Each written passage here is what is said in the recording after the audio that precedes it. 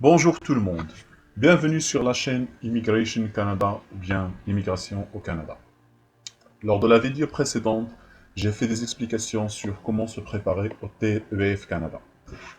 Pour cette vidéo, je vais la consacrer à la préparation du TCF. Je vais expliquer les différentes épreuves, à quoi vous devrez vous attendre dans les épreuves et aussi vous donner quelques ressources pour bien vous préparer. Bien sûr, avant, je vais vous montrer comment trouver un centre de passation proche de chez vous. Alors, comme d'habitude, tous les liens que je vais utiliser dans cette vidéo, vous allez les trouver dans la description. Alors, il faut aller sur ce lien-là, que j'ai posé aussi dans la description, choisir votre pays. Alors, je vais choisir le pays.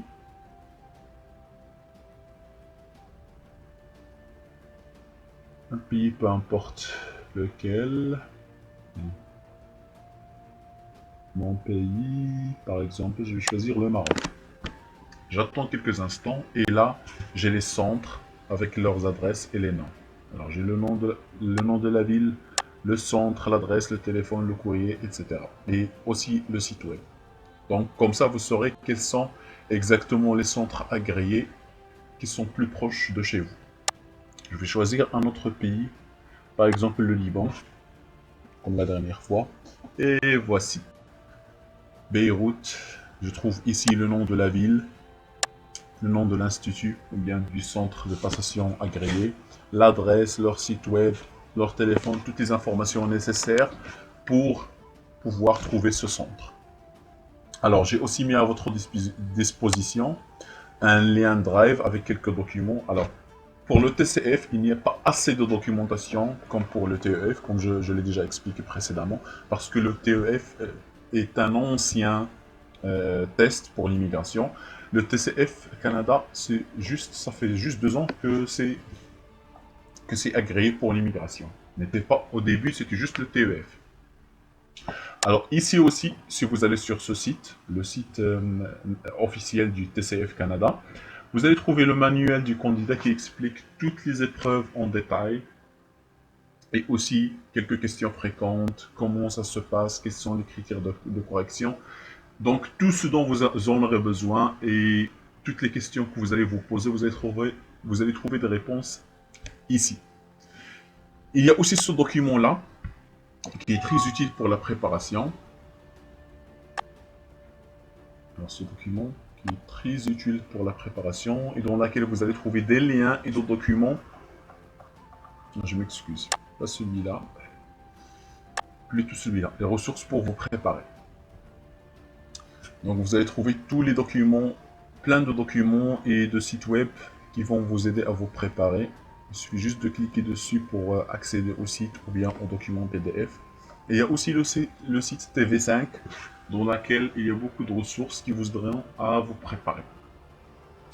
Alors maintenant, je passe à l'explication des différentes épreuves et pour vous expliquer à quoi vous allez vous attendre et qu'est-ce que vous allez trouver dans le TCF. La question à laquelle la plupart d'entre vous se posent, c'est à quoi devrais-je m'attendre au TCF Canada? Quels sont les genres de questions à laquelle je dois me préparer pour ne pas être surpris le jour du test? Bien sûr, comme vous le savez, pour la plupart du test linguistique, vous avez 4 sections. Alors, pour la compréhension orale, voici à quoi vous allez vous attendre. Alors, vous pourrez avoir des enregistrements, bien sûr ce sera des enregistrements, vous pouvez avoir des mots, des expressions courantes dans des situations de communication, par exemple des dialogues, vous allez entendre des dialogues, ensuite avoir quelques questions, ou bien des interviews, ou bien des entretiens, ou bien des discussions téléphoniques, ce genre de questions. Des enregistrements, ça peut être des enregistrements très courts, ou bien des enregistrements moyens que vous allez écouter, ensuite répondre aux questions. Bien sûr, ce sont des questions à choix multiples. Alors, vous pourrez aussi entendre des annonces ou bien des messages publics, des informations portant sur des personnes, par exemple des sujets d'actualité, des émissions de radio ou bien de télévision, des sujets personnels, des sujets professionnels, des sujets d'éducation. Vous pouvez aussi avoir des exposés traitant sur des sujets concrets ou bien abstraits, ou bien tout autre discours qui est prononcé à un débit standard, donc des discussions normales. Le plus important dans cette section-là, c'est qu'il faut bien se concentrer sur l'enregistrement et essayer de répondre rapidement et ne pas hésiter parce que vous n'avez pas beaucoup de temps pour répondre.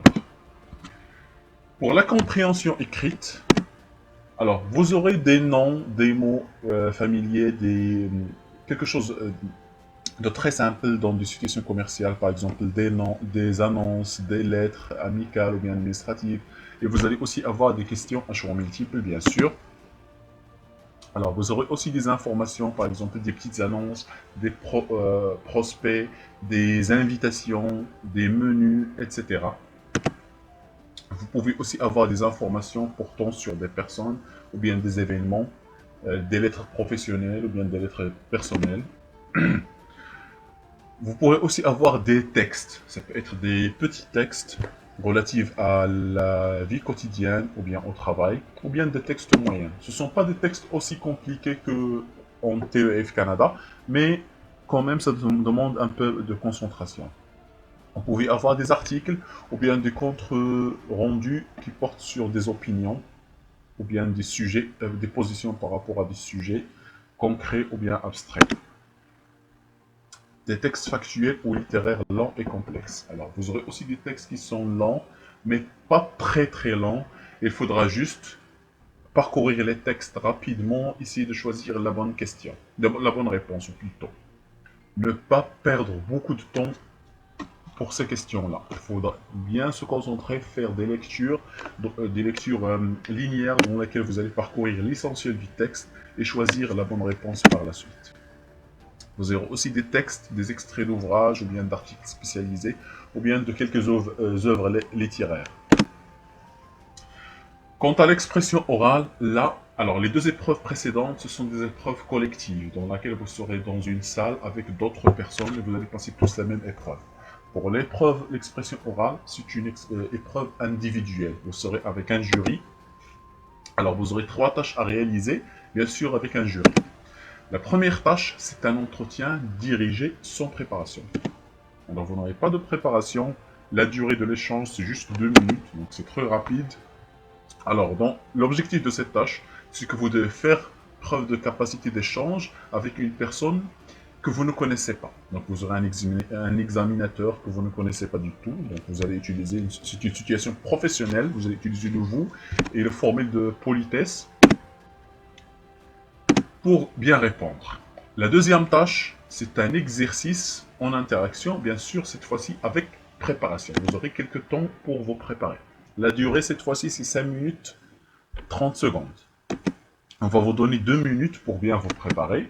La durée de l'échange, c'est 3 minutes. Donc le total de l'épreuve, c'est 5 minutes. La durée de l'échange, c'est 3 minutes 30. Alors l'objectif, dans cette épreuve-là, vous devez faire preuve de capacité à obtenir des informations dans une situation de la vie quotidienne courante. Le statut de l'interlocuteur et du candidat sont précisés dans la consigne. Donc dans la consigne, on va vous donner le rôle de qui vous allez jouer et aussi quel est le rôle que le jury va jouer. Et vous allez préparer pour 2 minutes. Alors si c'est une situation personnelle, bien avec une personne que vous connaissez, vous devrez bien sûr utiliser un français normal, familier. Mais si c'est une personne que vous ne connaissez pas, vous devez utiliser le vous devez vous voyer, ou bien utiliser des formules de politesse, parce que c'est une personne que vous ne connaissez pas. Alors, un exemple. Cherchez quelqu'un pour garder votre animal domestique pendant son absence. Le candidat est autorisé à prendre des courtes notes pendant le temps de préparation. Donc, ici, vous allez jouer le rôle de quelqu'un qui a besoin de chercher un voisin ou bien un ami qui devrait s'occuper de son animal de compagnie, son chat ou bien son chien pendant qu'il est en voyage. Donc, vous devrez chercher votre voisin, essayer de le convaincre de prendre soin de votre animal de compagnie. Alors, la chose la plus importante dans l'expression orale, parce que même si vous avez un bon niveau de français, il ne faut pas paniquer.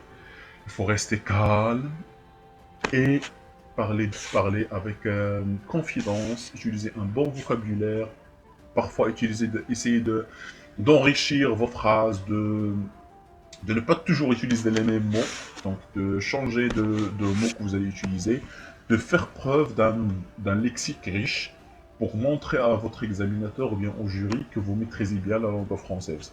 Il faut aussi faire attention à sa prononciation parce que, en général, dans les épreuves orales, on a tendance à ne pas bien prononcer les mots, même les mots les plus faciles à cause du trac. Il faudra juste être très calme. C'est une épreuve très facile, mais il faudra être calme. Et pour la troisième épreuve, bien sûr, la troisième tâche plutôt, expression d'un point de vue sans préparation. La durée c'est 4 minutes 30 secondes. Ici, l'objectif c'est que vous devez faire capacité de parler de manière spontanée, continue et convaincre en répondant à une question choisie par l'examinateur. Donc on va vous donner une question, il faudra essayer de répondre à cette question et de défendre votre point de vue et d'essayer d'argumenter et de convaincre l'examinateur de votre point de vue. Donc vous devez parler de façon spontanée, pas trop réfléchir ou bien utiliser